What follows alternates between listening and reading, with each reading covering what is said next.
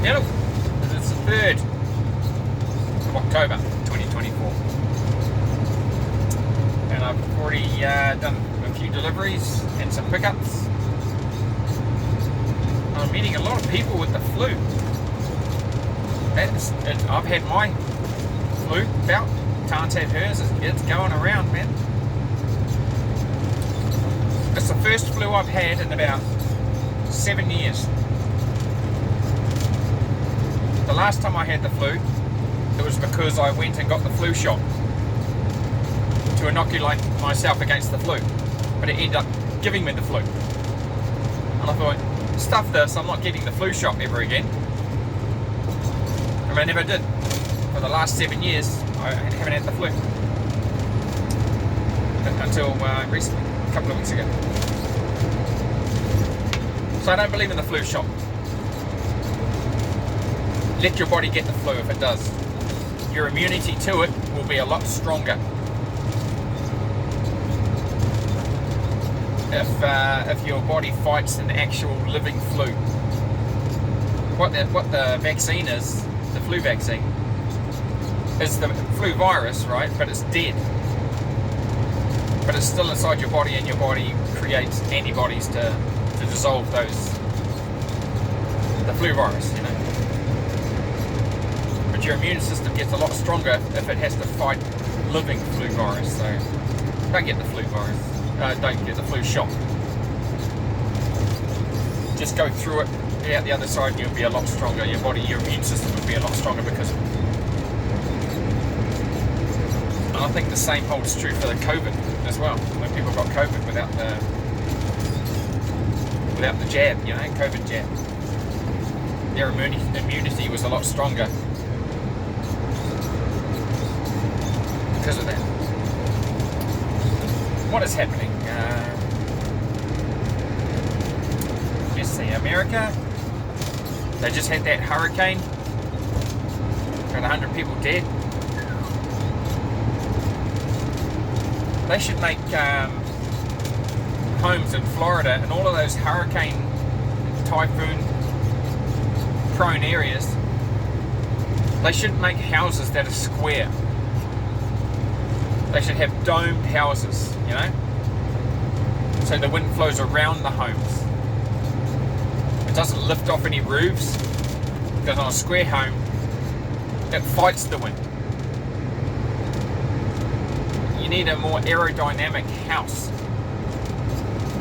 in those areas if you don't want it to blow away. That's what I reckon they should do. If I was living in there and I was building a house, it'd be a round house with a domed roof, you know, so the air flows over it, not against the house. It's only common sense. Well, if anyone's watching this in America and Florida and that, you're going to build a house, mark my words, and redesign your home to allow the wind to flow around the house, not against the house. And in earthquake-prone areas, I reckon all homes should be made out of shipping containers. Because a house cannot shake apart if the house is made up of one solid object, you know. Weld a few shipping containers together, anchored down to a concrete pad.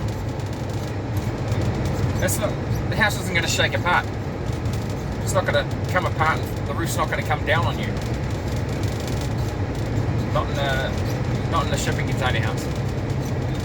That's what I'd do if I lived in an earthquake-prone area and I built a house. I'd also bury a couple of containers underneath the house as well for a storage space. That'd be good. You can get containers that are fully insulated, so you don't have to put insulation in them. You just buy ones that are fully insulated. Like refrigeration containers, yeah, that kind of thing.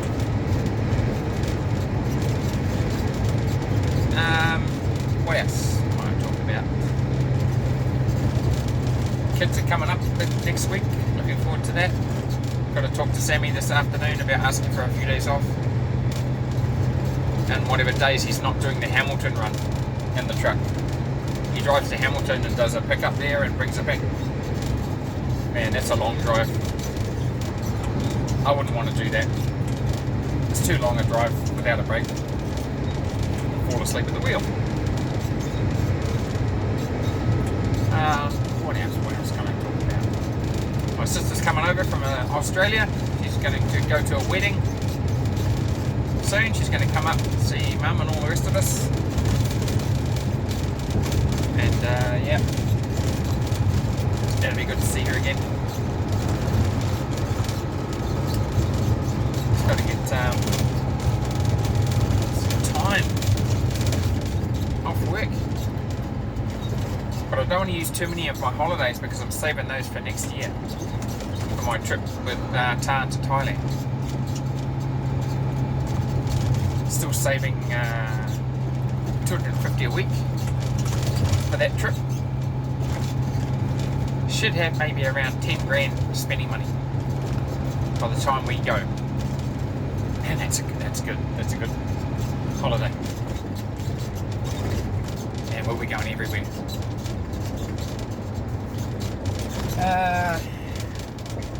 What else?